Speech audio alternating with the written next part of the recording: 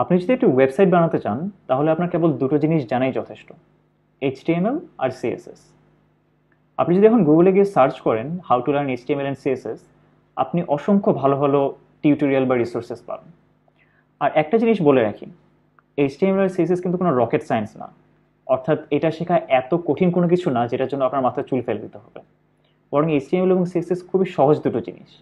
আপনি চাইলেই নিজে নিজে এটা শিখে ফেলতে পারেন, চাইলে আরেকজনকে শেখাতেও পারেন। ওয়েবসাইট বানানো আসলে এতটাই সহজ। এইচটিএমএল এবং সিএসএস জানলে আপনি একটা ওয়েবসাইট আসলে বানানো শুরু করে দিতে পারেন। কিন্তু কেবলমাত্র এইচটিএমএল এবং সিএসএস শেখা মানে এই না যে আপনি একজন ভালো ওয়েব ডেভেলপার হয়ে গেলেন। একজন ভালো ওয়েব ডেভেলপার হওয়ার জন্য আপনাকে এইচটিএমএল এবং সিএসএস শেখার পাশাপাশি আরও বেশ কিছু জিনিস জানা খুবই গুরুত্বপূর্ণ। যেমন আপনাকে জানতে হবে যে একটা মডার্ন ওয়েব ব্রাউজার কীভাবে কাজ করে।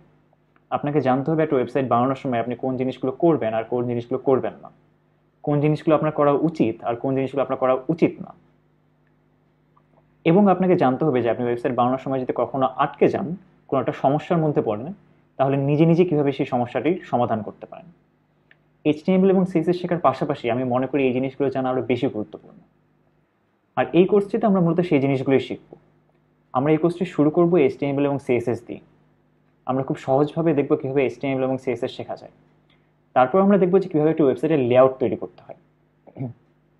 অর্থাৎ একটা ওয়েবসাইটের কথায় কোন জিনিসটি যাবে, কথায় একটি ছবি যাবে, কথায় একটি ভিডিও যাবে, কথায় একটি টেক্সট যাবে।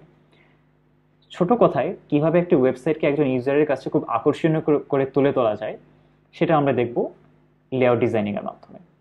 তারপর আমরা দেখব যে কীভাবে একটি ওয়েবসাইটকে রেসপন্সিভ করা যায়। অর্থাৎ আমার ওয়েবসাইটটাকে এমনভাবে বানানো যেন এটি কেউ ডেস্কটপ কম্পিউটার হোক, ল্যাপটপ কম্পিউটার হোক, ট্যাবলেট কম্পিউটার হোক কিংবা মোবাইল ফোন হোক, সবখান থেকেই একটা সুন্দর এক্সপিরিয়েন্স নিয়ে দেখতে পারে। আর ফাইনালি আমরা দেখব যে কীভাবে একটা ওয়েবসাইটকে ইন্টারেক্টিভ করে তোলা যায়।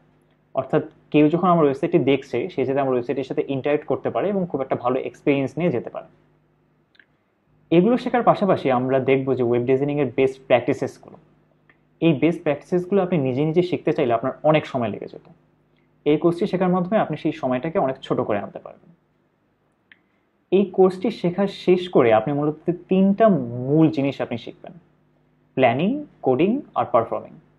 আপনি শিখবেন যে একটি ওয়েবসাইট তৈরি করার জন্য আপনাকে কিভাবে প্ল্যানিং করতে হয়, কিভাবে চিন্তা করতে হয়, কিভাবে আপনার জিনিসগুলো আগে থেকে ঠিকঠাক করতে হয়।